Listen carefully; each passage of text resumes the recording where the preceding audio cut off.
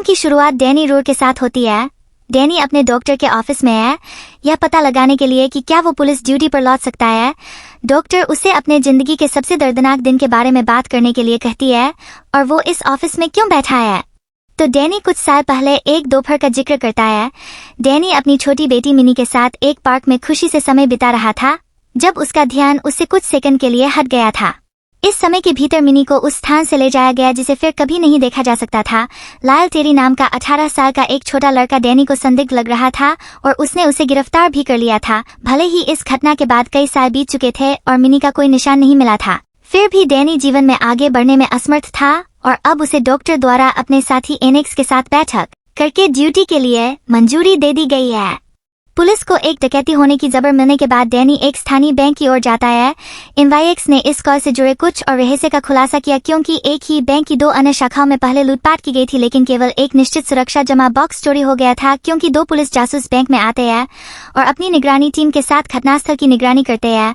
एक अजीब बात उनके ध्यान में आती है कि एक आदमी केवल अपने शब्दों के माध्यम से मुख्तलिफ लोगों पर काबू रखना शुरू कर देता है ताकि बैंक में रुकावट पैदा किया जा सके। डैनी उसे पकड़ने के लिए बैंक में भागता है तो वो लॉकर रूम में पहुंच जाता है और डिपॉजिट बॉक्स पाता है जिसे आदमी को लूटना है। हालांकि इस बॉक्स के अंदर डैनी को मिनी की एक तस्वीर मिलती है, साथ ही लेव नाम के किसी व्यक्ति को खोजने का निर्देश भी मिलता है। डेल रेन ने उस पर लिखा। जब डैनी तस्वीर को अपने पास रखता है, वीडियो से आदमी वापस बाहर आता है और रिसेप्शनिस्ट को सम्मोहन के तहत रखता है। उसका नाम लिव है और वो एक सम्मोहनवादी है जिसने बैंक में सभी को अपने काबू में रखा है। हालांकि लिव ने पहले ही जानकारी को बॉक्स से बाहर ले लिया है और रिसेप्शनिस्ट के हाथ पर एक बम रखा है। डैनी एक इमारत की छत तक लिव का पीछा करता है जहां वो उसका सामना करता है। लिव ने खुलासा किया कि उसने 2 अधिकारियों को सम्मोहित कर दिया है जो अंत में एक दूसरे की हत्या कर देते हैं। लिव फिर से बच निकलता है जिससे डैनी निराश हो जाता है। हीस्ट, डैनी और निक्स तुरंत अनाम फोन करने वाले को ट्रैक किया जिसने पुलिस को एक टिप दी थी और वे डायना नाम के एक मनोरोगी की दुकान पर पहुंचे। अब यह पता चला है कि डेल रेन एक मास्टर साइकिक है जो आसानी से लोगों के दिमाग को नियंत्रित कर सकता है और उन्हें अपने लिए काम करने के लिए मजबूर कर सकता है। डैनी उसके पास आता है और उसे पूछताछ के लिए पुलिस स्टेशन ले जाता है। डायना डैनी को एक सीक्रेट सरकारी डिपार्टमेंट के बारे में बताती है जिसका नाम डिवीजन है। यह सीक्रेट प्रोग्राम अमेरिकी सरकार द्वारा उन लोगों के लिए शुरू किया गया था जिनके पास कुछ छोटे स्तर की दिमागी क्षमताएं थीं और इसका उद्देश्य ऐसे लोगों को दूसरों के दिमाग को नियंत्रित करने की क्षमता विकसित करने के लिए ट्रेन करना था, क्योंकि यह क्लियर है कि सरकार संघर्ष और राजनीति के मामलों को हल करने के लिए इन हिप्नोटिक लोगों का उपयोग करना चाहती थी। और डायना इस समूह का एक हिस्सा थी। संयोग से डेल रेन भी उस समूह का एक ऐसा सदस्य था जिसने डिवीजन में अपना प्रशिक्षण प्राप्त किया था, लेकिन वो आदमी अब तक समूह में सबसे शक्तिशाली हिप्नोटिक था, किसी भी सीमा से परे। डेल रेन ने अपने ट्रेनर से अधिक होने के लिए अपनी शक्तियों को बढ़ा दिया और फिर डिवीजन पर कब्जा करने की कोशिश की। डायना के साथ कई अन्य एजेंटों ने उनके कोशिश के खिलाफ लड़ाई लड़ी और हालांकि डेल रेन को डिवीजन द्वारा गिरफ्तार कर लिया गया था, लेकिन यह लंबे समय तक नहीं चला। डायना को पता था कि डेल रेन जल्द ही जेल से बच जाएगा और इस वजह से उसने डिवीजन छोड़ दिया था और समूह के साथ सभी संबंध तोड़ दिए थे। निक्स को डेल रेन द्वारा नियंत्रित किया जाता है जो पुलिस स्टेशन तक पहुंचता है और उनको मारने की कोशिश करता है, तो डायना उसे गोली मार देती है। अब जब वे एक होटल में जाते हैं तो वहां का पुलिस वाला उन्हें पहचान लेता है। डायना पुलिस वाले को सम्मोहित करती है और जब वे बाहर आते हैं तो डेल रेन एक पुलिस ऑफिसर के साथ बाहर खड़ा था। डैनी यह देखता है और एक ट्रेन के बीच में छिपकर भाग जाता है। वो सभी ट्रेनों को उड़ते हुए देख सकता था, लेकिन यह सिर्फ उसकी कल्पना थी। डेल रेन उसे पकड़ लेता है। 2 ऑफिसर उसको मारने आते हैं, लेकिन डायना एक ट्रक के साथ आती है और अधिकारियों को मार देती है और दोनों वहां से भाग जाते हैं। जब डैनी डायना को सब कुछ बताती है कि उसके पास एक छिपी हुई शक्ति है जिसके बारे में वो नहीं जानता है और उसे नियंत्रित नहीं किया जा सकता है, फिर वो डैनी को डिवीजन से अपने एक पुराने सहयोगी के पास ले जाती है जो अब मैक्सिको में रहता है और वो बताता है कि डेल रेन अब डोमिनोज नामक किसी चीज की खोज कर रहे हैं। डोमिनोज एक शक्तिशाली हथियार जिसे डिवीजन ने बनाया था, जिसका उपयोग किसी भी स्थिति में किसी के भी दिमाग को नियंत्रित करने के लिए किया जा सकता था, जिसमें सबसे शक्तिशाली सम्मोहन भी शामिल था, यह जानते हुए कि इसका उपयोग उसके खिलाफ किया जा सकता है। डेल रेन ने डोमिनोज को चुरा लिया और अपने दिमाग को साफ करने से पहले इसे कहीं छिपा दिया ताकि कोई भी डोमिनोज का पता न लगा सके और उसे ढूंढ न सके। लेकिन डेल रेन को खुद यह पता लगाने की जरूरत थी कि उसने हथियार कहाँ छिपा रखा था और इसके लिए उसने कुछ ट्रिगर्स या सुराग बनाए थे। डायना समझती है कि जो आदमी उन्हें सब कुछ बता रहा था वो भी डेल रेन के काबू में था। और डायना को भागने के लिए बाइक पर ले जाता है। हालांकि वे डेल रेन के नेतृत्व में कई अधिकारियों के साथ एक जगह फंस जाते हैं। डैनी अधिकारियों की आंखों में देखता है और उसे पकड़ने के बजाय वो डेल रेन को पकड़ लेने है। डायना को पता चलता है कि डैनी के पास अजीब शक्तियां है, लेकिन यह सब कैसे शुरू हुआ और डायना और उसके सहयोगी को अब संदेह है कि बैंक डिपॉजिट बॉक्स और मिनी की तस्वीर सभी दृश्य संकेत है जो सीक्रेट स्थान को याद रखने के लिए डेल रेन की आवश्यकता है। यही वजह है कि डेल रेन अब कथित तौर पर तस्वीर की तलाश कर रहा है, और अगर वो डोमिनोज पर अपना हाथ रखता है तो यह डिवीजन का खात्मा होगा।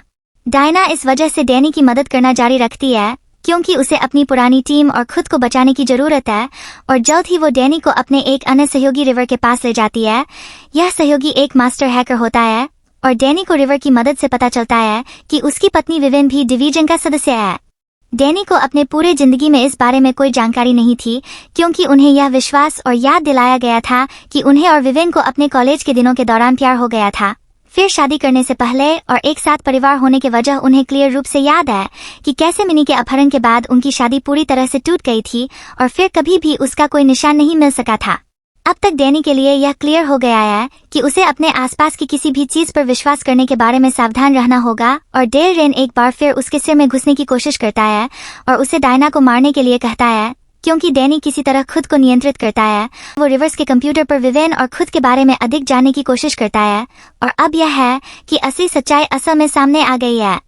डैनी खुद भी डिवीजन का दिमागी रोगी था, लेकिन उसके दिमाग का सफाया हो गया था, जिसके बाद उसे इसमें से कुछ भी याद नहीं आया कि उसकी पत्नी विवियन असल में डायना थी, जो अभी भी डिवीजन की सदस्य थी, और वो इस पूरे समय अपनी हिप्नोटिक्स कैपेबिलिटीज का उपयोग करके उसे नकली परिस्थितियों में डाल रही थी।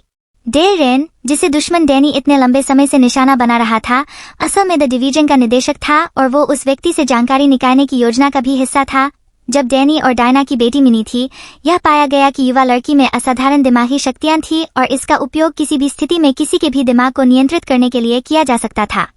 उसे एक ऐसे हथियार के रूप में माना जा रहा था जिसका उपयोग सरकार कर सकती थी, और हालांकि डायना अपने बच्चे को इस तरह के शोध के लिए इस्तेमाल करने के लिए तैयार थी।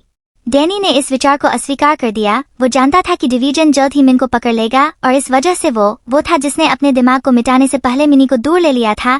यह पूरा यकीन करने के लिए यह लास्ट कदम था कि जो कोई भी उसके दिमाग को पढ़ रहा था या नियंत्रित कर रहा था वो लड़की को नहीं ढूंढ पाएगा, क्योंकि वो जानता था कि डिवीजन डोमिनोज की तलाश में आ जाएगा, जिसे हमने समूह में देखा है। वे सभी नकली निर्माण हैं जो आदमी के सिर के अंदर लगाए गए थे।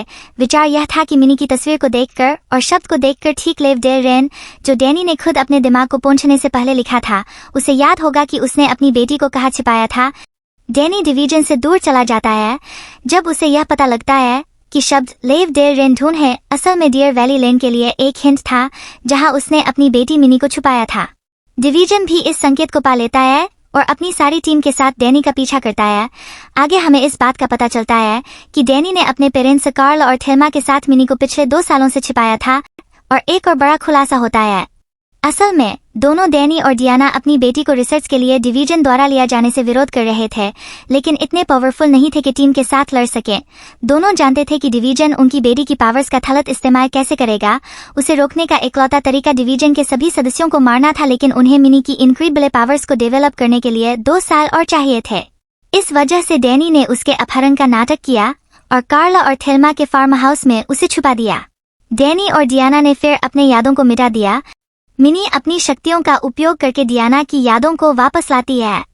फार्म हाउस के इस पूरे सीन में डिवीजन के सभी सैनिकों को एक दूसरे को मारने के लिए मजबूर करते हुए असल में ये एक कंस्ट्रक्ट था जो मिनी ने किया था, और वे असल में एक रेगिस्तान के बीच में थे।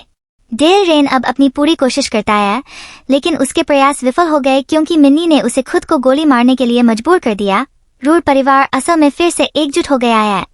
डैनी, डायना, मिनी और थेल्मा हेलीकॉप्टरों में से एक में चले जाते हैं। कार्ल का कहना है कि वो शवों के साथ पूरी गंदगी को साफ करने के बाद उनके साथ शामिल हो जाएगा।